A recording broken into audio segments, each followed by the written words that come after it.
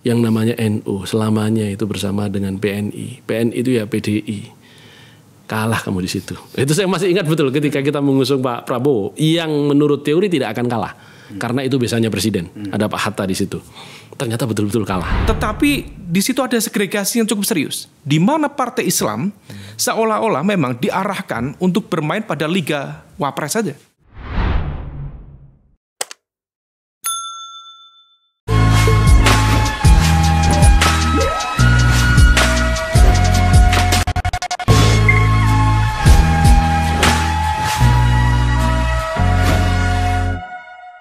Seperti yang sering saya sampaikan di forum kita ini bahwa pemilu semakin dekat dan kemudian gerak para pelaku dan manusia politik itu semakin berkelindan.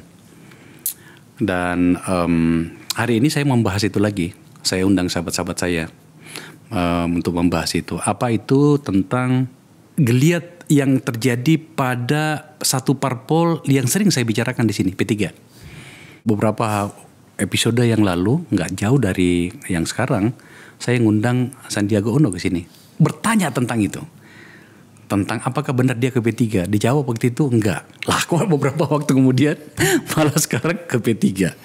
Saya harus mengkonfirmasi itu kepada sahabat saya. Mantan Ketua Umum P3, Roma Hormuzi. Panggilan kami itu Romi. Mas, bro. Ya, apa kabar? Apa kabar? Aku kangen sama kamu, bro.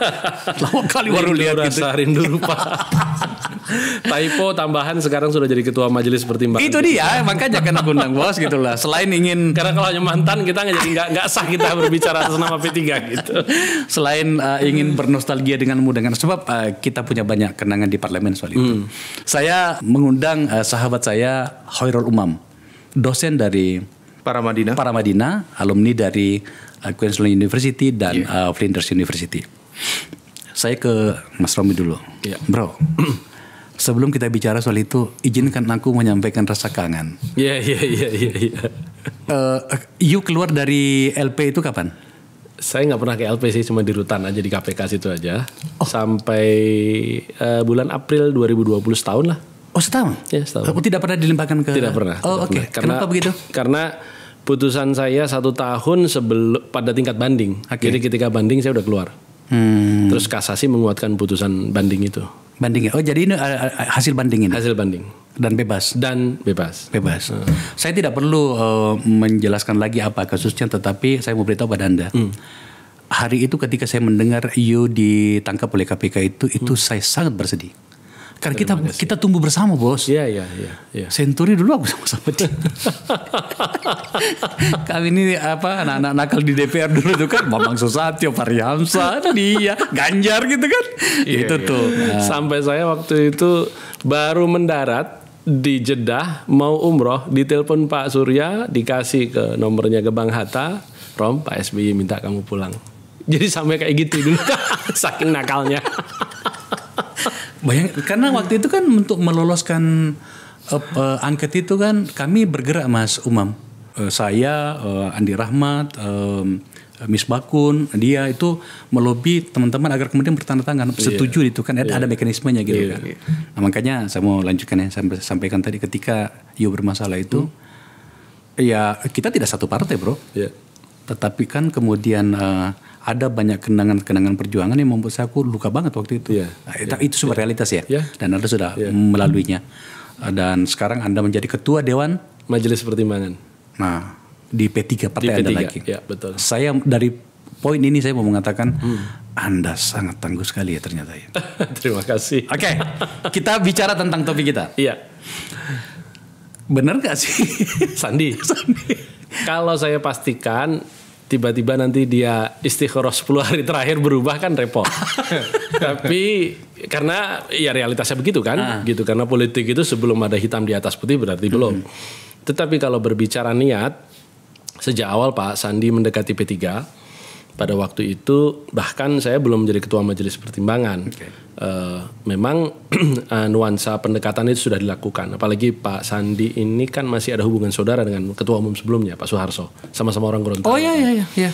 Dia panggil Bang Harso itu Om. Ya. Tetapi memang pada waktu itu Pak Harso tidak mengentertain. Karena dua yang melakukan pendekatan kita kepada kita P3 secara resmi. Satu Pak Sandi, dua Pak Erto. Dan dua-duanya mengatakan diminta oleh Presiden. Nah, orang banyak mengatakan kamu nggak apa-apa nih bilang diminta oleh Presiden. Lalu mereka menyampaikannya diminta oleh Presiden. Kalau mereka nggak mengakui urusan mereka. Ini kan urusan mereka mengakui kepada saya diminta oleh Presiden. Dua-duanya. Dan menurut saya fine, karena buat saya, kalaupun saya jadi presiden juga akan berpikir yang sama. Bagaimana semua visi misi saya berkelanjutan. Sehingga saya menginginkan capres besok itu seperti judul film tahun 76, All the President's Men. Nah gitu. Jadi itu yang sedang dilakukan oleh presiden hari ini. Terlepas dari kemarin upaya melakukan penundaan ya, itu hal lain. Tapi kalau tetap berjalan, presiden maunya begitu. Dan bayangan saya esok itu skenario ini masih bisa terjadi. Ya meskipun kalau melihat realitas hari ini sudah ada Anies yang berangkat sehingga all the president's men ini agak susah. Cuman kan kemungkinan Demokrat kecopet masih ada Pak, karena ada Pak Muldoko kan yang sedang mengajukan PK. Nah kalau Demokrat kecopet artinya koalisi perubahan itu selesai Pak, gitu. Karena tidak mungkin meskipun secara politik ya mungkin saja Pak Muldoko melanjutkan perjalanan Anies ini sebagai capres begitu. Tunggu. Ini langsung jauh ke depan. Nggak, saya mau konfirmasi dulu. Jadi Sandi malah yang mendekati. Ya. Atas endorsement dari Pak Presiden. Jokowi. Ya, menurut dia. Nah, tanya sama Pak Jokowi bener gak aja kan gitu. Nah, maksud saya adalah waktu saya tanya ke sini. Iya. Itulah yang disampaikan kepada kita. Siapa yang mendekati gitu kan. Nah, sekarang kalau sudah ada seperti ini kan berarti kan satu poin. Dan dua loh, bukan hanya Pak Sandi ya. Pak Erick Thohir juga. Bahkan Pak Erick Thohir secara khusus bertemu saya makan siang di rumah dinasnya dan mengatakan, "Mas, saya ini diminta oleh Presiden untuk mendekati P3 bersama partai-partai Islam yang lain." Dan ini bukan kali pertama karena saya sudah 3 kali disuruh presiden, bahkan terakhir itu keputusan akhirnya Pak Erick harus mau. Itu pada perjalanan pesawat dari Ambon ke Papua. Saya masih ingat itu. Nah, di bulan April 2021. Oke, sampai ke situ. Gitu. Berarti ada 2 tokoh. Pertanyaannya, kenapa kemudian Anda, ini saya belum bicara tentang kelompok Islam nih, partai-partai Islam nih. Itu panjang nanti ceritanya tuh. Anda simpan-simpan dulu lah pertanyaan Anda. Kenapa kemudian justru P3, teman-teman di P3 memilih Sandi? Kenapa bukan Erick? Belum memilih. Karena pada saat mereka berdua melakukan pendekatan, dua-duanya kita kasih kesempatan yang sama. Kalau Bung Akbar lihat acara harlah kita yang di Bogor, peringatan hari lahir partai, Pak Erick yang datang di sana. Kemudian harlah kita di Cilegon yang cukup besar ya di kampungnya Pak Mar, yang datang di sana juga Pak Erick. Pak Sandi datang malah acara yang lebih kecil-kecil. Jadi sebenarnya dua-dua ini kita berikan tempat yang menarik sama. Nih, tampaknya Sandi yang mendapatkan ruang yang lebih besar atau bahasanya seperti apa? Kalau bahasa saya Pak Sandi lebih agresif. Oh, oke. Ya, Pak Sandi lebih agresif melakukan pendekatan. Artinya mungkin dengan segudang kesibukan Pak Erick ya sebagai Menteri BUMN yang ngurusin 140 BUMN lebih, beliau lebih terbatas waktunya. Pak Sandi itu sampai acara yang kecil-kecil pun beliau hadir. Sampai ke Malino beliau datang juga. Gitu. Saya sempat bicara sama dia. Katanya, bro, yuk ditunggu di Malino ya. Iya, itu dia. Jadi beliau tuh hadir hampir di semua acara di pondok pesantrennya Kiai Mustafa Agil Sirot, Ketua Majelis Syariah kita di Cirebon, beliau hadir gitu. Jadi kalau Pak Erick ya yang gede-gede, Cilegon itu kan memang acara terbesar kampungnya Pak Mardiono, Ketua Umum P3, kemudian di Jogja, kampung saya begitu, di sana acara besar begitu. Jadi relatif agak memilih kalau Pak Erick. Sehingga memang kemudian nuansa keagraban itu lebih muncul dengan Pak Sandi. Itu satu. Ada yang keduanya memang kemudian kita kan menerima mereka ini kan dengan kacamata all the president's men tadi, berarti kan posisi kita ya yang realistis mengajukan calon wakil presiden kan begitu. Pasti bukan capres gitu. Karena capres sudah milik partai-partai besar. Nah masalahnya ini mau dipasangkan kemana nih orang? Nah tunggu dulu, sampai situ dulu. Gitu. Oke, ini luar biasa ini kan. Saya mau tutup dulu pada bagian ini bahwa artinya P3 belum memutuskan siapa di antara mereka. Belum. Apakah Pak Erick, Sandiaga Uno atau Erick? Belum. Meskipun Anda menggunakan bahasa tadi bahwa Sandiaga yang lebih agresif untuk itu. Oke? Betul. Nah itu sampai situ udah poin kita. Lebih niat lah. Yang kedua menyangkut dengan pencapresan.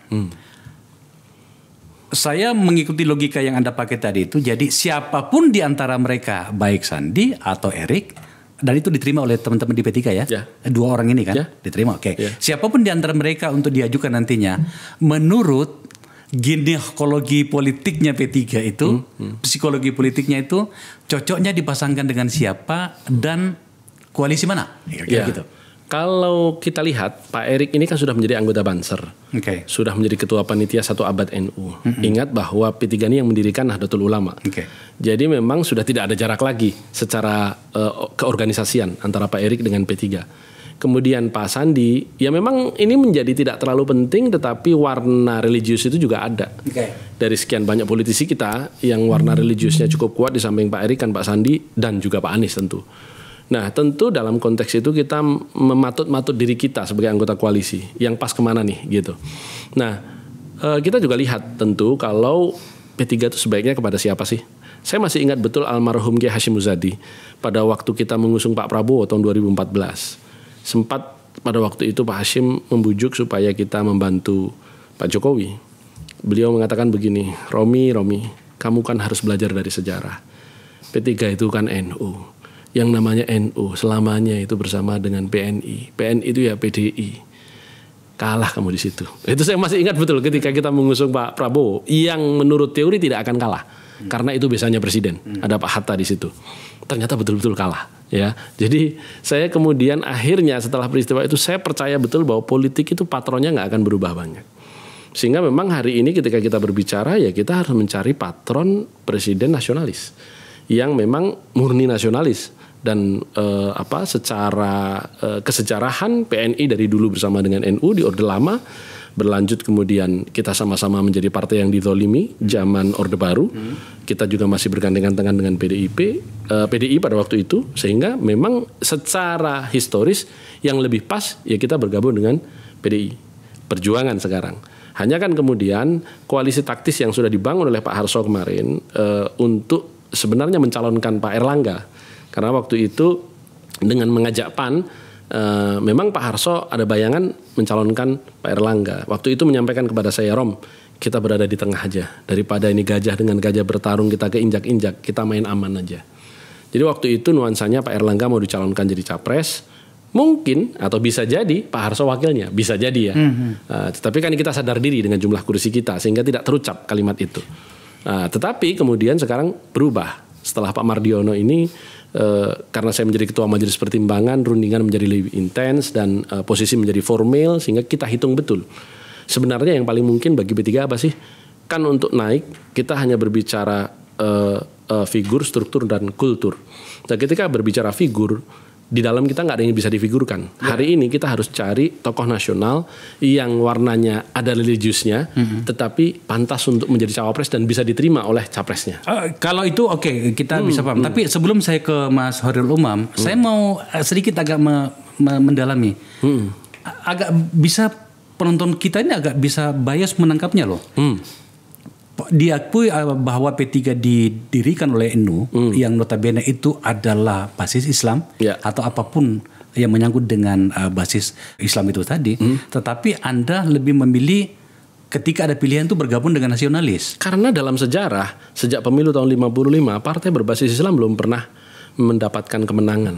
Oh, kalau mencari kemenangan, oke lah kalau gitu. Tapi maksud saya adalah tidakkah kemudian harusnya ada pikiran dari Anda untuk kembali menguatkan basis Islam itu tadi dan bersama dengan kelompok nasionalis mencari yang terbaik bagi Indonesia kira-kira. Oh betul. Itu pikiran saya gitu. Betul, memang itulah yang kemudian dilakukan, berkoalisi dengan kelompok nasionalis untuk mencari yang terbaik untuk Indonesia. Tapi kalau Islam dengan Islam ini berkumpul, sejarah menceritakan tertinggi prestasinya tahun 55 hanya 43%, Mas Syumi.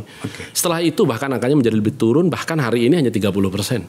Jadi bagaimana kita bisa mendapatkan kemenangan kalau bahasanya Pak Hamzah, Romi, yang namanya berkoalisi itu dengan partai pemenang. Nah gitu. Ngapain bertarung kalau kalah gitu ya? Oke. Mas Umam, ini menarik nih. Siap. Apa catatan Anda? Ada dari tadi Pak Romi ini pada sesi pertama ini saja ini udah melontarkan banyak hal yang bagus kita diskusikan loh. Banyak itu jab-jabnya. Yang pertama tadi terkait dengan Demokrat juga itu. Seolah-olah yang disampaikan Mas Romi tadi mengkonfirmasi bahwa manuver Pak Muldoko di PK itu seolah-olah diarahkan untuk mentarget pelemahan koalisi perubahan itu sendiri. Kalau misal itu betul, itu Anda menggunakan bahasa yang terlalu sopan. Saya malah mengatakan tadi dia menggunakan mencopet. Itulah makanya, itu kalau misal betul merepresentasikan apa yang ada dalam pembicaraan elit, itu luar biasa. Kenapa? Karena itu kalau misal betul, dia akan menabrak 16 kali putusan pengadilan. Dan ini kemudian kita bisa merefleksikan konteks demokrasi secara luas. Ini hati-hati, catatan besar dalam konteks demokrasi kita. Tapi terlepas dari itu, kita fokus dalam konteks hajat politiknya P3 dan Mas Romi tadi itu. Sangat menarik Bang. Tapi saya ada sedikit itu yang agak bertanya-tanya ya.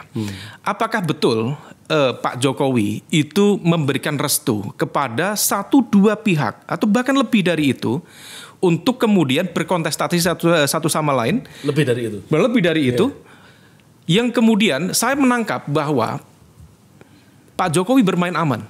Satu, Pak Jokowi memberikan ruang bagi siapapun untuk mencoba untuk ini berkontestasi begitu. Tetapi di situ ada segregasi yang cukup serius, di mana Partai Islam seolah-olah memang diarahkan untuk bermain pada Liga Wapres saja. Meskipun secara kapasitas ya memang betul belum ada satu kekuatan masif yang kemudian bisa menunjukkan ada satu tokoh dari kekuatan genuine, kekuatan Islam yang kemudian bisa seperti yang dulu Gus Dur. Secara timing, secara kekuatan politik menghendaki kemudian untuk maju dalam konteks capres. Tetapi saya agak menduga bahwa apa yang disampaikan oleh Pak Erik, apa yang disampaikan oleh Mas Sandi, yang tadi disampaikan oleh Mas Romi, bisa saja itu sebenarnya strategi gendong macan untuk mendapatkan legitimasi. Ada instruksi, ada arahan presiden di belakang saya. Nggak mungkin. Meskipun di saat yang sama, karena pada saat yang sama Gus Ami, Caimin, Gus Muhaimin, apapun namanya, beliau juga menyatakan yang sama, mendapatkan ruang untuk berkontestasi di situ. Nah, oleh karena itu tentu ini cukup menarik Bang, cukup menarik.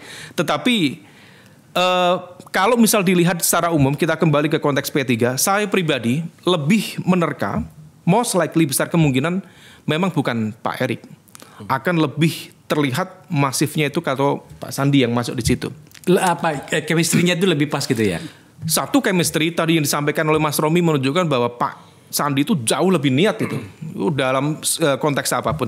Nah, adapun kemudian sekarang kenapa Pak Sandi terlihat maju mundur? Satu, sepertinya dia masih berhitung Bang.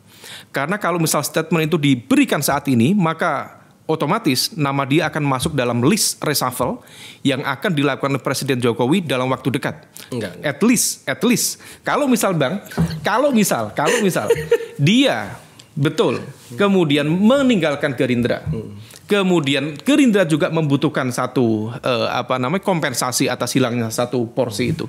Bisa saja itu karena menjadi sebuah pertanyaan besar. Karena Sandi duduk bukan atas nama Gerindra. Kecuali saya pastikan 100% ini, enggak 99%. Kecuali memang ada jaminan dari lingkaran Pak Jokowi. Mas, gini, reshuffle bagi seorang Sandi pada hari ini itu tidak terlalu signifikan lagi untuk dia pikirkan. Satu. Yang kedua, tadi sudah dikatakan sama Mas Romi bahwa dia bukan endorse dari Gerindra ya gitu.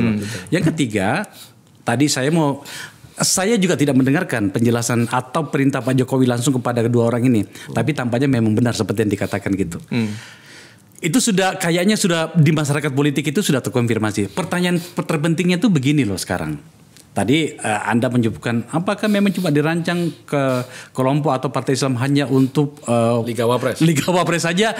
Saya agak abaikan dulu untuk soal itu. Yang saya mau katakan begini. Ini kan sekarang P3 ada di koalisi Indonesia Bersatu nih, bersama dengan Golkar, PAN gitu kan. Kemudian dalam perkembangannya ada gerakan politik baru, koalisi besar. Oke? Nanti kita bicarakan tentang PDIP berikut dengan alasan-alasannya bergabung. Kalau kemudian Sandi ke P3 dan diterima oleh teman-teman, meskipun mereka belum memutuskan, tidakkah itu akan menciptakan persoalan psikologis di mana di koalisi besar itu ada Gerindra juga? Menurut catatannya jenengan seperti apa itu kira-kira? Jelas Bang, bukan hanya dalam konteks Gerindra. Ini sebenarnya kalau misal kita bedah, koalisi besar sendiri ini memiliki potensi fragmentasi yang jauh lebih terbuka.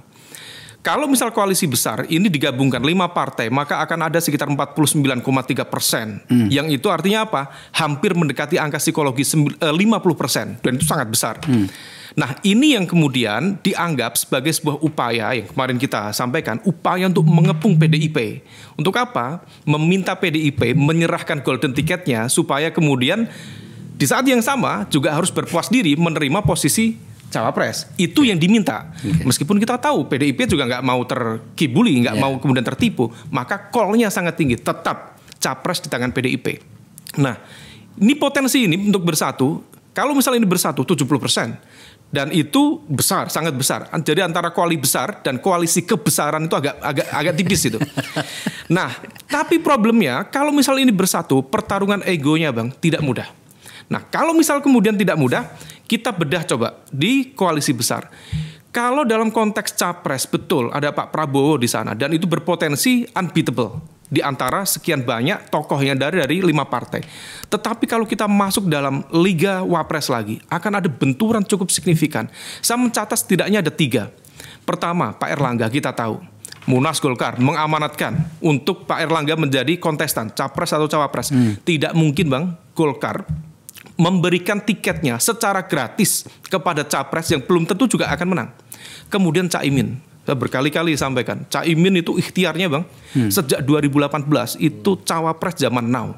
Sekarang sudah now Bang, itu masih cawapres zaman now juga, dan brandingnya sudah bermacam-macam. Artinya apa? Kemarin itu pertemuan di markas PAN, yang salah satu partai yang merasa terusik zona nyamannya, salah satunya adalah PKB. Kenapa begitu? Karena ikhtiar yang sudah dilakukan oleh PKB untuk membangun koalisi dengan Gerindra itu adalah cara yang paling strategis bagi mereka untuk memungkinkan meletakkan Caimin pada posisi cawapres. Kalau sekarang ditarik dalam skala yang lebih besar lagi, maka goyah lagi itu. Artinya ekspektasi. Anda ingin mengatakan bahwa ada potensi PKB kabur dari sini? Saya berkeyakinan kalau misal kemudian ada langkah yang kemudian dia merasa ditinggalkan, Caimin sepertinya akan melakukan evaluasi cukup serius terhadap keberpihakan di koalisi besar itu. Kira-kira dia akan kemana? Wallahu alam. Kita bisa lihat Bang. Tapi tadi saya lanjutkan Bang. Kita lanjutkan. Yang PAN juga sama. PAN kita juga mendengar informasi spekulatif. Pak Erik bukan hanya mendekati P3, tetapi juga mendekati PAN. Partai-partai Islam pada dasarnya. Bermain dengan kekuatan partai Islam. Dia masuk ke semua segmen Bang. Di wilayah NU dia masuk tadi disampaikan. Memang PAN itu sudah matok. PAN sudah matok bahwa siapapun capresnya adalah Erik. Nah itu artinya kan clear Bang. Apakah itu konteksnya transaksional? Apakah itu konteksnya naturalisasi? Ini kan lagi musim naturalisasi Bang. Sampai kemarin ada yang kepleset kan jadi Gus Wakmin itu. Wallahu ila Wakmin Torik. Gibah ini, puasa-puasa gibah nggak baik. Nah, ini 3. Kita belum hitung P3. Kalau misal kemudian P3 betul kemudian masuk di situ, maka dia akan berhadapan dengan 3 yang tadi. Nah, di level ini saya berkeyakinan Bang, kalau misal kemudian tadi di level capres tidak terjadi pertemuan ego, maka P3 akan bergabung dengan PDIP. Besar kemungkinan. Karena PDIP sendiri juga tidak mungkin dia maju sendiri, dan PDIP membutuhkan legitimasi kekuatan politik Islam untuk maju dalam konteks Pilpres di 2024 mendatang. Yang memungkinkan, yang paling visible untuk didekati, salah satunya adalah P3. Terlepas dari ada informasi spekulatif konon dulu Mas Romi, di 2019 P3 salah satu yang pernah diselamatkan oleh PDIP. Wallahu alam. Tetapi kedekatan komunikasi atau investasi politik yang kuat dari PDIP memungkinkan untuk mengajak P3 bersama-sama di 2024. Sampai situ dulu? Iya. Ini serius ini. Emang dari tadi nggak serius? Apa catatan Ketua Dewan Pertimbangan P3 menyangkut dengan kelindan informasi dan analisis tadi ini? Pertama, saya pastikan Pak Sandi tidak mewakili Gerindra. Karena Gerindra hari ini diwakili oleh Pak Prabowo dan Pak Trenggono. Oke, itu sudah selesai. Confirm ya. Yang kedua, bahwa partai-partai berbasis Islam itu memang berlaga di Liga Wapres. Memang karena posisinya. Kita total hanya 30%. Sehingga kalau kemudian berlaga di Capres, agak orang Jawa bilang ngoyoworo, terlalu berlebihan begitu. Nah, kemudian yang ketiga terkait dengan potensi terbentuknya koalisi besar, saya hari ini menakar koalisi besar itu tidak akan terbentuk. Kenapa? Karena kan PDIP sebagai partai pemenang pemilu dan memiliki bakal calon presiden yang surveinya tertinggi di beberapa survei, wajar kalau mereka ingin hat-trick, berkuasa untuk ketiga bahkan keempat kalinya. Ini tidak bisa diterima, katakanlah misalnya secara eksplisit sudah dinyatakan oleh Pak Hashim Meskipun secara resmi di Gerindra mungkin kurang mewakili dibandingkan dengan misalnya wakil-wakil ketua umum atau sekjen, tapi apapun beliau faktor. Nah, dan buat saya juga logis, masa sudah 4 kali maju dan yang terakhir sudah 2 kali maju capres, sekarang majunya jadi cawapres. Tapi buat saya politik tidak ada yang kaku. Toh Pak Prabowo menerima toh sebagai menteri. Jangankan wapres, menteri aja terima kok gitu loh. Jadi ya kalau menjadi wapres ya bukan hal yang salah. Dan Pak Prabowo itu sepengalaman saya dalam berinteraksi pribadi bukan orang yang terlalu berhitung-hitung. Wah saya kan ketua umum masa jadi wakil presiden kemarin sudah capres. Enggak, beliau santai aja orangnya. Langsung oke, cawapres gitu. Bahkan saya saja waktu ketua umum waktu itu ditawari jadi wakil gubernurnya Sandi waktu mau maju pilkada DKI waktu itu. Nah kembali lagi saya melihat bahwa pres besok itu koalisi besar agak susah terbentuk. Bahwa kemudian katakanlah salah seorang tokoh PDIP mengatakan kami mau bergabung ke koalisi besar asal kami capres, dan itu dilandasi rasa kekhawatiran jangan-jangan kubu nasionalis ini akan kalah. Itu gitu yang dikatakan Budiman Sujatmiko di tempat saya. Itu sudah ada dalam hitungan masing-masing tokoh-tokoh nasionalis itu. Bahkan presiden sendiri pun juga sudah punya hitungan itu. Tetapi saya melihat peta ini akan sangat bergantung kepada dinamika Pak Muldoko tadi. Buat saya menjadi penting gitu. Kenapa sampai itu harus dipertimbangkan? Kita agak jeda pembicaraan kita tadi. Tidak kan Demokrat hanya berapa persen itu? 9,something% untuk kursi parlemen, Bang. Iya, tapi kan bisa memang merontokkan koalisi perubahannya mereka itu pasti kan. Ya, karena total 28,5%. Iya. Nah, maksud saya pertanyaan ke Pak Romi itu kenapa kemudian itu menjadi pertimbangan Anda? Anda ingin berpikir bahwa kalau kemudian Anies rontok, koalisi besar ini nggak mungkin terbentuk. Iya, tidak ada gunanya lagi. Nggak ada gunanya. Gitu. Jadi nanti akan Ganjar versus Prabowo kalau bahasa saya. Karena Ganjar soal waktu saja barangkali. Kalau menurut F.E. Grudi ya, bahwa akan dideklarasikan sebagai capres ya. Saya tidak menggunakan kalimat saya sendiri, saya pinjam kalimat dia gitu. Jadi akan jadi Ganjar versus Prabowo. Bisa jadi Ganjar Erik versus Prabowo. Bisa jadi Ganjar Sandi versus Prabowo Erik. Itu yang kemungkinan petanya menjadi all the president's men. Gitu. Tetapi kalau Anies masih ada, mereka akan hitung. Partai-partai nasionalis ini terutama yang punya Prabowo dan punya Ganjar ini akan berhitung. Kalau kemudian ini dibikin strategi 2 putaran, yang masuk putaran kedua siapa? Gitu. Sehingga kalau kerawanan itu terjadi, bisa jadi bersatu. Dan atas nama Pak Prabowo sudah menyatakan bahwa kami ini timnya Jokowi. Kenyataannya mereka kan pembantu presiden. Apapun mereka dijuduli ketua umum, kenyataannya mereka pembantu presiden. Jadi pasti akan ikut apa yang dihitung oleh presiden. Karena presiden kan berhitung, Pak. Bukan hanya sekedar emosional. Karena presiden kita ini orang yang sangat menghitung statistik, sangat menghitung survei, sangat menghitung pendapat publik. Jadi hitung-hitungan saya kalau kemudian Anies tetap melaju, maka bisa jadi kemungkinan koalisi besar ini terbentuk untuk membendung itu. Tetapi kalau misalnya Anies tidak melaju, ya masing-masing. Bahkan bisa jadi akan terbentuk pasangan baru. Yang penting maju, nggak penting menang. Yang namanya Erlangga Caimin. Karena itu kan koalisi yang tertunda tahun 2019 hampir mereka terbentuk. Artinya sebagai capres boneka gitu, Mas? Bukan soal capres boneka. Yang penting maju menjaga marwah partai. Untuk menjaga soliditas partainya. Ini pemirsa ini baru sekitar 15 menit, 20 menit kami bicara ini sudah kemana-mana ini. Karena begitu banyak kelindan dan ternyata memang berhubungan. Selalu menarik membicarakan soal ini terutama pada hari-hari seperti ini. Tapi saya ingin fokuskan lagi pada P3 dan Sandi. Meskipun tadi ada hubungannya dengan dikatakan tadi. Ada tadi saya dengar ada kemungkinan Ganjar Sandi ya. Prabowo Erik. Yes. Kalau itu 2 putaran. Ya. Kalau Anies maju bisa jadi Prabowo Ganjar bersatu gitu kan. Nah, saya kembali pada bagian awal tadi. Berarti benar yang dikatakan Mas Umum tadi dong bahwa memang ada potensi P3 meninggalkan koalisi ini, baik koalisi awal dan koalisi besarnya kalau memang terbentuk nantinya untuk bersama dengan PDIP untuk itu. Ya kan kalau koalisi besar kan belum terbentuk, gimana kita mau dibilang meninggalkan? Artinya kita tidak bergabung, bisa saja. Tidak bergabung. Tapi kan koalisi awalnya sudah ada. Koalisi awalnya sudah ada, tetapi dengan keputusan politik PAN dan Golkar saja sudah kelihatan bubarnya kan. Orang Golkar sudah memastikan Pak Erlangga tetap capres, PAN sudah memastikan Ganjar Erik. Gimana mau ketemu di mana itu? Kan kita nggak bisa kemudian berapologi bahwa ini kan belum diputuskan. Sudahlah, itu saya tuh aliran politik realis, Bung Akbar. Jadi saya tidak suka membingungkan masyarakat. Sudahlah, akuilah bahwa PAN sudah memiliki Ganjar Erik, ya kan? Tetapi kemudian Pak Erlangga tetap dicapreskan. Bro, gitu. you mau bilang apa sebenarnya? Kau yang mengatakan bahwa sebenarnya katakan, koalisi 3 partai itu sebenarnya itu pada dasarnya sudah nggak ada gitu kan? Kalau dilihat dari kemungkinan ujungnya sudah nggak ada. Menarik. Itu namanya wujuduhu keadamihi. Iya, ada tapi nggak ada. Karena kan nggak ketemu. Oke. Nah, itulah kenapa saya lihat yang mendorong koalisi besar ini kan kawan-kawan Golkar.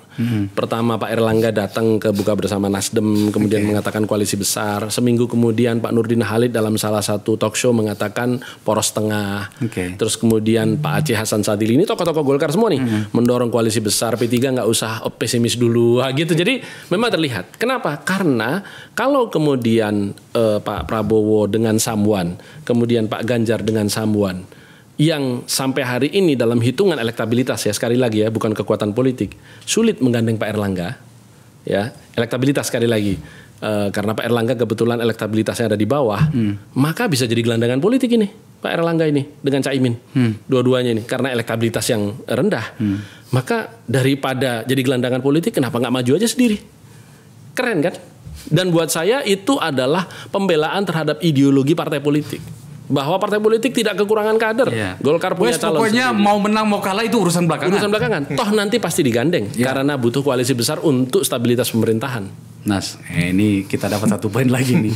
Ini ternyata ada barang yang kita anggap ini solid, ternyata sebenarnya udah bubar ini. Jadi memang sejak awal Bang, bahwa KIB itu sebenarnya ya koalisi yang agak lucu. Lucu apa? Itu yang terbentuk sejak awal, tapi per 1 tahun sejak dia lahir, memang tidak ada yang clear. Di mana kemudian platformnya, kemudian siapa yang paling real, capresnya siapa, itu masih terkunci langkahnya. Ada stagnasi serius di sana. Nah sekarang disampaikan, ini Pak Ketua Majelis Pertimbangan. Itu dia, gue kaget juga dengan dia gitu. Ini bukan informasi ecek-ecek. Ini bukan informasi ecek. Artinya ini di headline dari Bang Akbar Faisal Unsensor ini, KIB bubar sudah. Itu sudah judul itu. Penting gitu. Dan itu adalah hasil istikharah 10 hari terakhir. Bulan Ramadan. Antis. Nah, bukan karena P3 loh ya. Karena PAN dan Golkar berbeda pilihan loh ya. Jadi jangan salah. Saya ingin masuk di situ Bang. Kenapa kemudian itu terjadi? Saya melihat bahwa kemarin kenapa kemudian Golkar begitu kencang untuk melakukan penguatan koalisi besar bersama dengan Gerindra. Karena sejak awal dalam proses perjalanan KIB yang mengalami stagnasi, kemudian langkahnya juga dihentikan oleh ketidakpastian dari sikap dari PDIP. Golkar kemarin sempat merasa sangat insecure. Kenapa insecure? Karena dia berharap dengan menggabungkan kekuatan PAN dan P3, diharap kemudian bisa menciptakan mesin politik yang efektif untuk dia. Tetapi begitu kemudian PAN bermain sendiri, P3 bermain sendiri, PAN mengusulkan Ganjar Erik, P3 mengusulkan Ganjar Sandi dan lain sebagainya. Pertanyaannya kemudian Pak Erlangga bingung juga. Gimana nasib kita? Itu Ganjar Sandi itu baru artinya itu narasi sudah berkeliaran. Narasi sudah berkeliaran. Dan itu menciptakan insecurity dalam konteks politik di Golkar itu sendiri. Nah, ketika kemudian itu terjadi, maka yang ingin diselamatkan oleh Golkar adalah mencoba untuk tadi menciptakan satu situasi yang memang dia betul-betul merasa aman di situ. Nah, oleh karena itulah di level ini sekarang pertarungannya sudah bukan lagi di internal KIB. Saya menangkap Bang, ada narasi yang sedang dibangun oleh Golkar untuk menarik garis memisahkan koalisi besar dengan PDIP itu sendiri. Dan konon kabarnya ada satu ketua umum dari 5 partai yang kemarin berkumpul di kantornya PAN itu yang sudah melakukan roadshow ke partai-partai yang lain. Konon narasi yang disampaikan jangan sampai merah berkuasa lagi. Siapa gerangan yang? Wallahu alam, silahkan dikorek Bang Akbar itu.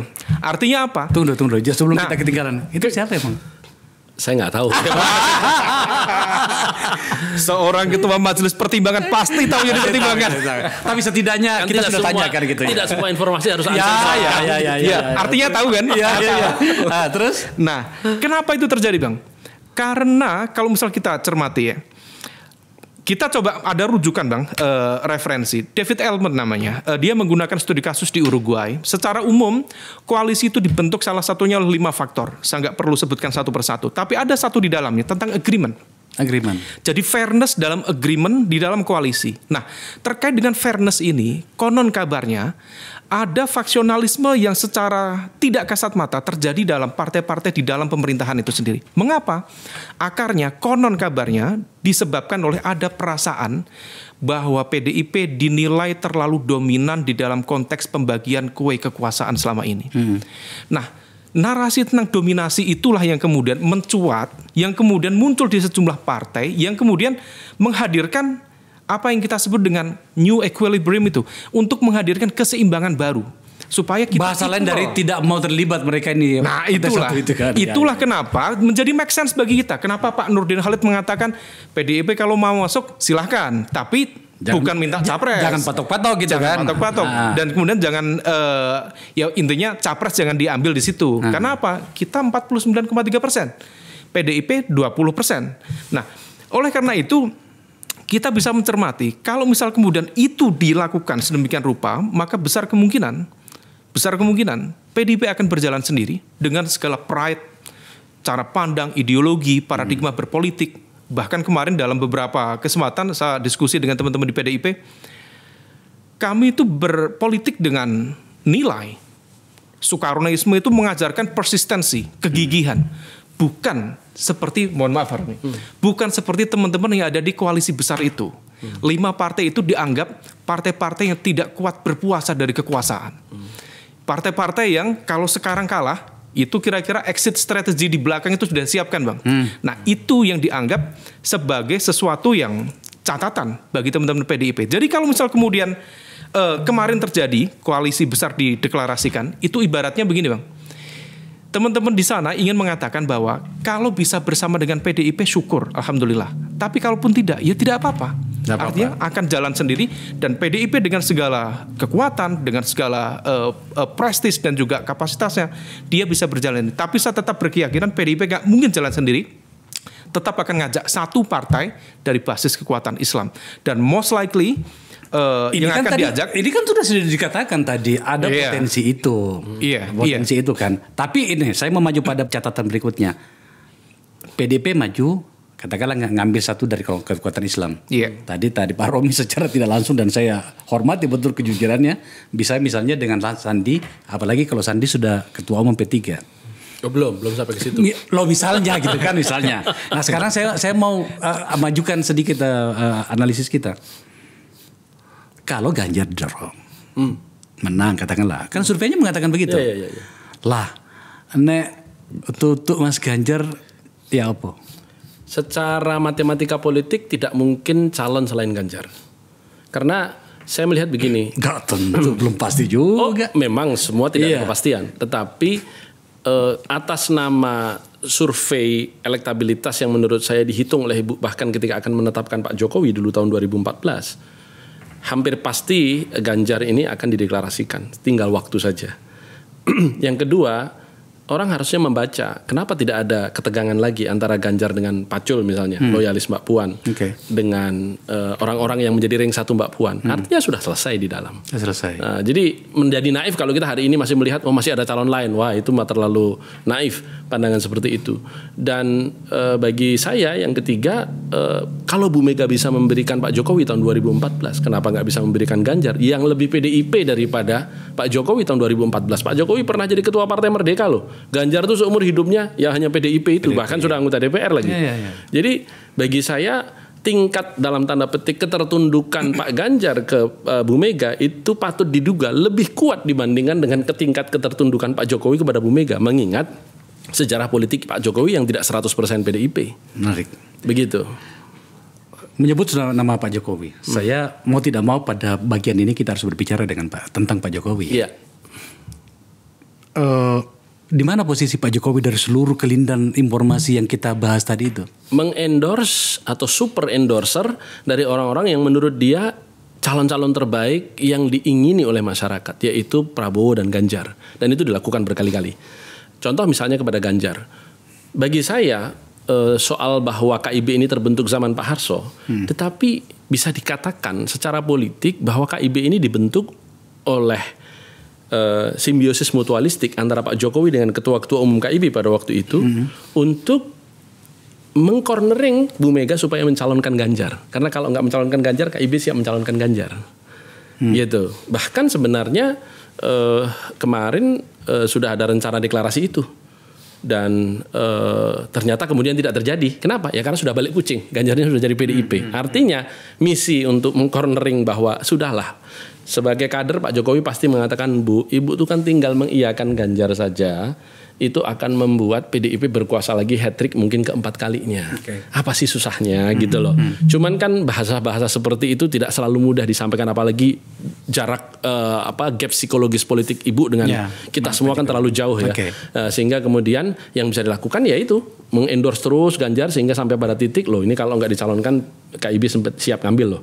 Nah sementara di sisi Pak Erlangga emang you yakin Mas Ganjar meskipun diendorse oleh Pak Jokowi itu siap untuk meninggalkan PDIP dan kemudian mengambil posisi yang diendorse oleh Pak Jokowi itu? Hari itu saya kira kalaupun itu terjadi ya peluangnya 50-50 kan.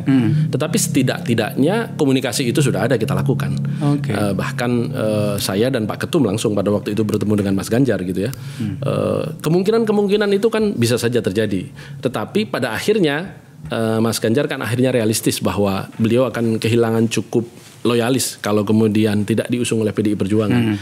Dan Januari akhirnya diputuskan untuk Pak Ganjar kembali dicalonkan oleh PDI Perjuangan dan itu ditandai dengan dalam tanda petik damainya narasi-narasi yang selama bulan-bulan akhir tahun 2022 itu keras sekali gesekannya. Kenapa? Karena hitungannya matematis, Bung Akbar. Jadi semua lembaga survei itu menarasikan kenaikan elektabilitas seseorang itu per bulan hanya 1,5 sampai 2%. 1,5% ya. Artinya waktu itu konon ada semacam gentleman agreement di kalangan Mbak Puan ya dengan Pak Jokowi dengan Ibu. Kalau Mbak Puan elektabilitasnya tidak sampai dengan 5% di bulan September tahun 2022, maka sulit untuk dilanjutkan. Tetapi kemudian ketika bulan September itu dihitung lagi, coba mundur lagi sampai Desember. Sampai 31 Desember mundur, ternyata angkanya pun tidak mencapai 5%. Sehingga kemudian secara matematis dihitung nggak mungkin. Kita kan harus cari calon yang pada tanggal 1 Januari 2023 dia sudah di atas 20%. Sehingga kalau ditambah 20%, 10% lagi kerja partai. Kalau mendengarkan penjelasan Bro Romi ini, tampaknya memang komunikasi dengan Teguh Umar ini intens banget ya. Oke, saya ikuti logika itu. Nah, karena kantornya sampingan. Lah iya, itu loh gitu kan. Jangan saling menyadap. Dia kan di Mamonjol sana itu, di Ponegoro sana itu berdekatan. Sebelum saya ke Mas Umam, nggak ada pendaran pikiran P3 misalnya ketika terjadi situasional seperti tadi itu memilih bersama dengan Prabowo misalnya. Kemungkinan itu ada saja, tetapi kan kita berbicara tadi bahwa kita mengusung seseorang itu kan ingin mendapatkan kotel efek. Nah, kalau kita ingin mendapatkan kotel efek di capres nggak bisa, ya kita mendapatkan kotel efek di cawapres. Nah, masalahnya cawapres kami masa mau Prabowo Sandi lagi? Emang Pak Prabowo mau diwakili Pak Sandi lagi? Katakanlah, udah ini semakin sempurna karena Pak Sandi di P3, katakanlah misalnya begitu.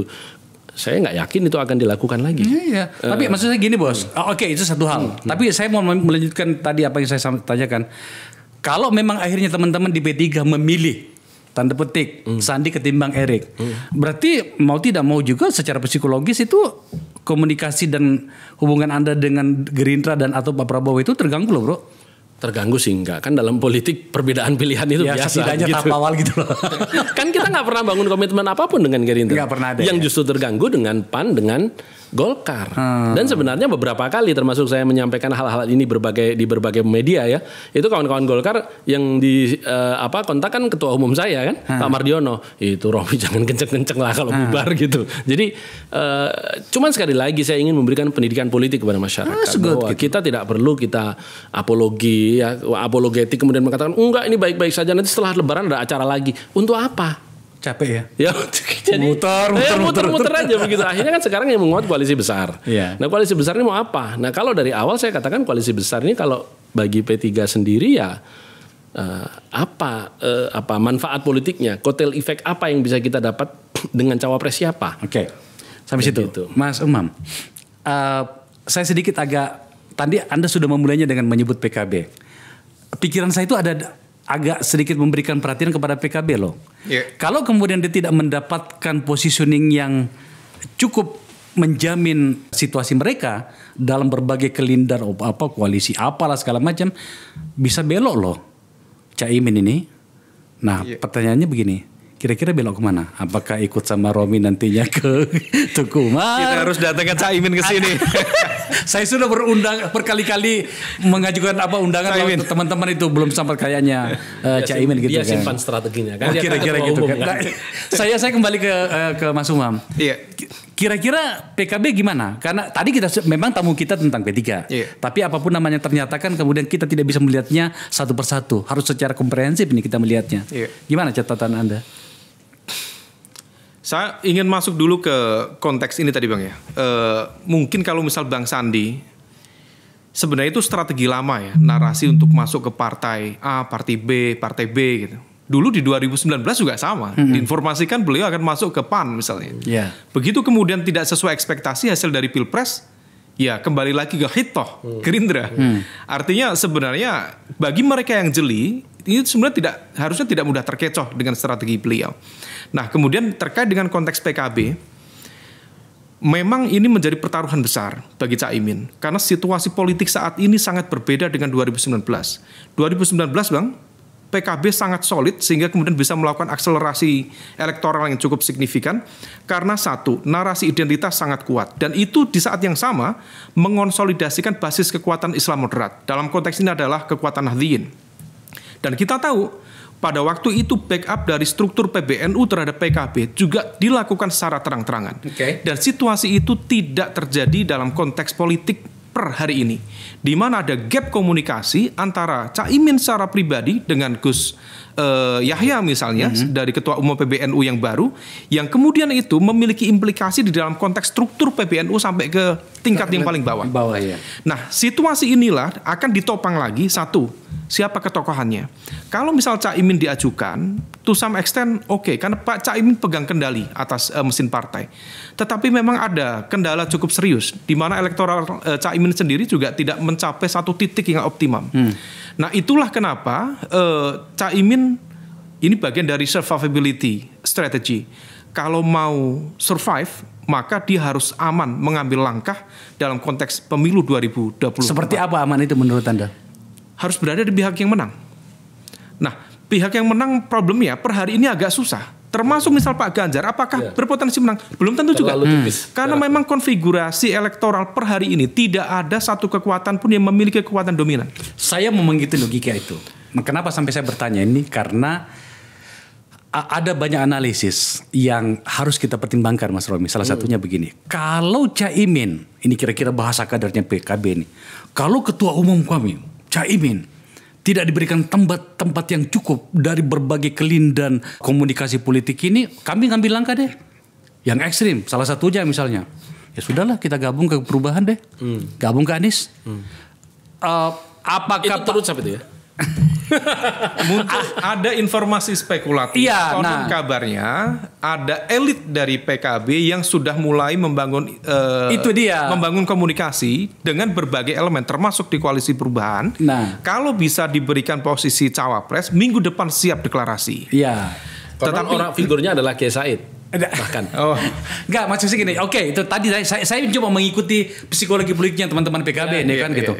Kita sudah dari awal bersama dengan Gerindra kan, sudah komit. Kenapa tiba-tiba melebar? Datang lagi yang namanya koalisi besar kan, datang lagi Sandi bersama dengan P3 yang kemudian bisa merapat ke Tuku Umar. Terus di mana kami gerangan?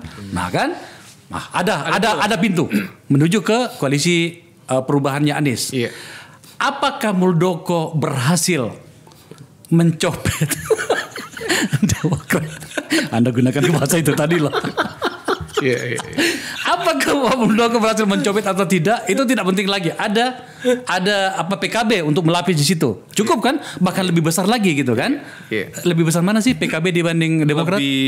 Kalau dari segi lebih besar Demokrat PKB sedikit, dong, hanya gitu kan? sedikit tipis. Oke. Bagaimana dengan calonnya? Mudah bagi PKB? Ada Hovifah Indar Parawansa ditarik dari Surabaya yang notabene memang tampaknya bahasa tubuh dan bahasa politiknya yang tidak terucap itu pengen bersama dengan Anies. Lah kalau begitu ceritanya, coba ke Mas Imam dulu. Kalau saya memposisikan diri di Bu Hovifah sudah istikharah dan hasilnya kembali menjadi gubernur. Tidak. Itu istikharahnya ketua majelis pertimbangan.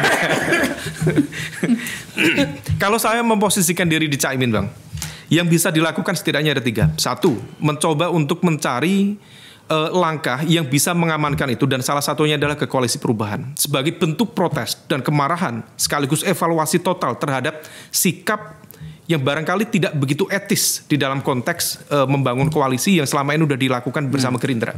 Tentu marah wajar karena prosesnya sudah sedemikian rupa.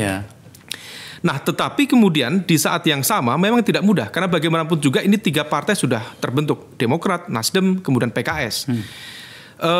Kemarin konon kabarnya sudah disampaikan dan sepertinya Anies sendiri sudah mengantongi nama dan nama itu sudah cukup dikonsolidasikan, cukup matang.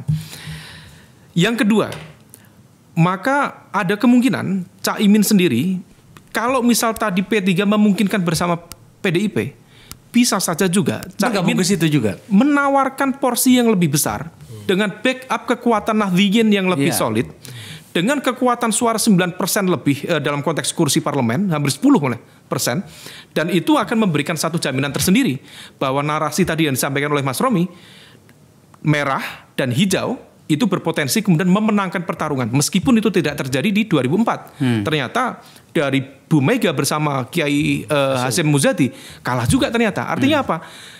Dalam konteks masyarakat ini memang literasi politik kita itu ups and down. Tergantung informational input yang masuk kita. Nah, ya makanya ada kita satu sisi, seperti betul. Ada satu sisi yang masyarakat kita itu, ini ada pilihan yang lebih make sense, lebih rasional. Nah, kalau misalnya itu bisa dibangun, syukur. Nah, strategi kedua berpotensi dia kemudian melakukan pendekatan dengan PDIP dengan janji yang lebih clear. Jadi bukan hanya PDIP P3 misalnya, Bang, tetapi PDIP PKB.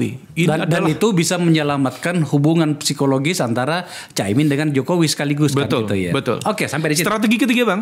Strategi ketiga tadi mungkin bahasanya bisa disederhanakan. Kalau saya menyederhanakan ya capres atau cawapres boneka. Maju saja dengan siapapun. Misalnya paling sederhana dengan Golkar misalnya. Kalau Golkar tidak mendapatkan ekspektasi, bisa maju. Secara presidential threshold bisa kemudian terlampaui. Dua partai saja. Iya. Targetnya bukan untuk menang, jelas. Tetapi untuk masuk dalam putaran kedua, disitulah kemudian nanti akan terlihat mana capres-cawapres yang memiliki potensi menang lebih besar. Disitulah keberpihakan akan dilakukan. Dan ruang negosiasinya menjadi lebih elegan di situ. Dan itu sudah dilakukan Caimin dengan baik. Bisa naik juga di situ tuh. Betul. Oke. Bro, penutup. Jadinya kita harus menyimpulkan apa dari komunikasi antar kalian di dalam itu dari informasi yang kita bicarakan di sini? KIB ada sudah mengatakan tadi sebenarnya sudah selesai. Oke. Nah, dengan itu kemudian untuk maju pada namanya koalisi besar itu bahkan semakin tidak memungkinkan. Ada ruang P3 atas nama berbagai argumentasi tadi itu bersama dengan PDIP. Menurut saya logik banget. Ada tambahan informasi lagi tadi, bisa misalnya ada PKB juga di situ. Atau juga barangkali PKB yang tiba-tiba mengatakan aku nggak diuangke, ya sudahlah aku gabung aja dengan Anies misalnya. Apa yang bisa Anda simpulkan dari semua ini? Ya kesimpulan saya semua baru akan jelas setelah PDIP mendeklarasikan Ganjar gitu. Itu yang pasti ya, karena koalisi sesungguhnya adalah ketika PDIP sudah mendeklarasikan. Karena once mereka mendeklarasikan, mereka nggak akan mundur kan, karena mereka punya golden ticket.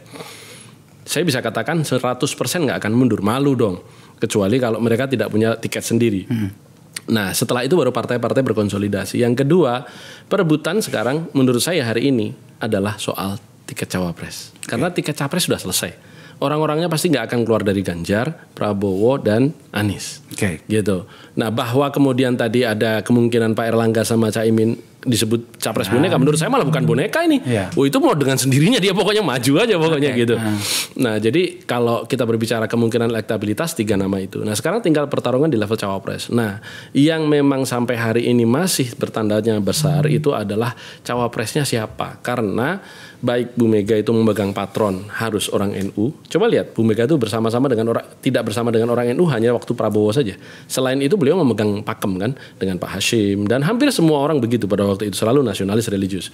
Kemudian di Pak Prabowo juga menyadari betul bahwa dulu selamanya PSI itu berkoalisi dengan Masyumi di era Orla dan selalu kalah dengan PNI dengan NU, maka mereka mencari orang NU juga. Maka kemudian yang ketiga Anies juga ngotot, sampai dengan minggu lalu ada kawan saya yang main ditelepon sama Pak Surya Paloh, itu kelihatan ketika saya sedang di meja itu, angkat aja, saya bilang enggak, emang kenapa sih, saya sudah suruh bujuk Bu Khofifah karena dia dekat sekali dengan Bu Khofifah. Terus saya ikut Gus aja, gimana? Ya katanya udah istikharah jadi gubernur lagi gitu. Jadi enggak lah saya. Jadi gitu. Terkonfirmasi ya? Terkonfirmasi. Okay. Itu di depan saya. Jadi bagi saya mereka sedang berusaha keras untuk meminta Bu Khofifah, tapi Bu Khofifah saya bisa katakan hampir sudah pasti beliau tetap menjadi gubernur ya. Sehingga memang sekarang siapa tokoh NU, dan saya hampir yakin tidak akan keluar dari nama-nama Kiai Said, ya, Gus Yahya, Gus Yakut, dan bahkan Mahfud MD yang belakangan menguat. Ada nama Mahfud MD di situ. Ya. Dan P3 lagi-lagi karena ini judulnya adalah P3 nih. P3 Anda ingin mengatakan tampaknya naga-naganya kok lebih dekat ke arah Teguh Umar ya? Kalau kita ingin mengusung cawapres itu yang pasti. Kalau itu saya konfirmasi 100% bahwa kita ingin mengusung cawapres, karena dengan jalan itulah kami sebagai partai politik diantaranya bisa survive. Karena tapi kita kalau memiliki kemudian kotel efek itu. Oke, tapi kalau kemudian ternyata cawapresnya ya teman-teman di P3 memilihnya Erik, nah dalam konteks pembicaraan kita itu tadi tampaknya tidak cukup banyak ruang untuk Erik. Artinya ketika melihat bahwa Pak Ganjar sebagai gubernurnya PDIP menghajar Piala Dunia U20, itu kan secara politis terkonfirmasi nggak mau Erik PDIP. Kira-kira begitu kan. Itu nah kita kan harus arif membaca itu. Ketemu kan. juga kita kan harus arif membaca itu bahwa kita harus membaca siapa yang mereka inginkan. Tetapi kan kita juga berhitung yang diinginkan itu memang yang harus menang juga. Ini yang masih saling menunggu karena komunikasi ke arah sana kan belum ada. Begitu. Bro, thank you ya. Thank you. Mas, thank you. Bang. Kalau betul tadi yang disampaikan Mas Romi dan juga diinformasikan juga saya mendengarkan informasi yang sama Mas, Bu Khofifah untuk istiqomah stay di Jawa Timur, berarti cawapres yang tersisa dengan satu kekuatan yang cukup memadai untuk mendampingi Anies, salah satunya adalah AHY. Nah, kalau misal Anies AHY maju, kemudian di saat yang sama tadi ada upaya dari pihak tertentu yang untuk menggagalkan koalisi perubahan lewat Muldoko dan sebagainya, kalau misal betul itu terjadi Bang, itu ada konsekuensi cukup serius. Bukan hanya dalam konteks hukum, tetapi justru itu berpotensi mendegradasi legitimasi politik dan demokrasi yang dibangun oleh pemerintah sendiri. Karena tudingan itu cukup telak dan terbukti. Ketika manuver pertama Muldoko terjadi, dilakukan, bukan berarti kemudian Demokrat drop secara elektabilitas. Justru mengalami lompatan cukup signifikan. Kenapa? Karena narasi yang dilakukan, yang dibangun itu tepat. Ada narasi-narasi yang kemudian diambil di situ, dan itu bisa terkonfirmasi dengan mudah, dan itu kemudian memberikan support secara politik signifikan. Jadi hati-hati di situ. Nah, kalau misal kemudian ini terjadi, itu kalau ada yang orang membayangkan akan mengepras akar dari koalisi perubahan, di saat yang sama berpotensi justru akan memperkuat kekuatan di koalisi perubahan. Itu yang pertama. Masih ada. Yang pasti yang koalisi Indonesia Bersatu tadi yang tidak ada itu. Ya. Nah, kemudian yang lain di P3 sendiri, ya saya pikir itu cukup promising. Bagaimanapun juga P3 adalah satu akar dari kekuatan Partai Islam. Tapi harapan saya ini juga di bulan Ramadan, suatu saat kelak partai-partai Islam yang juga memiliki spirit cara pandang nasionalis yang juga moderate, bukan hanya memiliki mentalitas sebagai makmum, per hari ini mentalnya mental makmum, bukan menjadi mental imam. Ini bukan namanya soal kekuatan ini. Bukan soal kekuatan. Itu kenyataan politik. Oh iya. Gus Dur dulu tidak didasarkan pada satu kekuatan politik yang besar, tidak. Yeah. Tetapi dia mampu membangun akar, mampu membangun otot-otot politiknya dan membuat dia menjadi relevan. Yeah. Nah, partai-partai Islam ini sepertinya modelnya masih model-model transaksional, kemudian jangka pendek, tetapi tidak membangun satu akar yang kuat. Oleh karena itu, ke depan kita doakan ada satu kekuatan yang lebih genuin, bukan soal nasionalis dan Islam, tetapi kemudian ada perimbangan, sehingga kemudian tidak ada lagi narasi supaya kemudian nanti partai nasionalis lebih berkuasa dan sebagainya. Ini jangan sampai ada segregasi semacam itu. Ya. Nah, di sini menjadi evaluasi bersama bagi kita. Sebenarnya ini hanya mau membicarakan tentang Sandi, sahabat kita Sandi ke P3. Sekaligus sebenarnya saya mau reuni dengan sahabat saya, Mas Romi. Karena lama nggak ketemu. Ternyata kemana-mana barang ini. Ini harusnya kita harus bicarakan sesi kedua kayaknya. Iya. Melibatkan beberapa orang lagi ya. Karena ramai ini. Coba judulnya sudah ketemu tadi. KIB bubar. Habis ditayangkan nanti yang kumplin pertama kawan-kawan di Golkar. Itu dia. Oke, teman-teman. Selamat berbuka puasa ya, selamat Lebaran gitu ya. Saya senang bertemu dengan teman-teman lagi. Pokoknya kita harus membicarakan episode keduanya karena ternyata menarik sekali. Kelindan, saya gunakan kata kelindan kali ini. Saya agak menyenangkan menggunakan kata kelindan karena kadang-kadang kita berada di sisi kiri tiba-tiba sudah ada di kanan dan seterusnya. Sekali lagi terima kasih. Pemirsa, itu tadi diskusinya. Anda simpulkan sendiri. Tapi saran saya jangan simpulkan dulu sebab ini masih pembicaraan pertama. Masih akan panjang ini. Tunggu aja nantinya, akan seru nantinya. Terima kasih telah menyaksikan acara ini.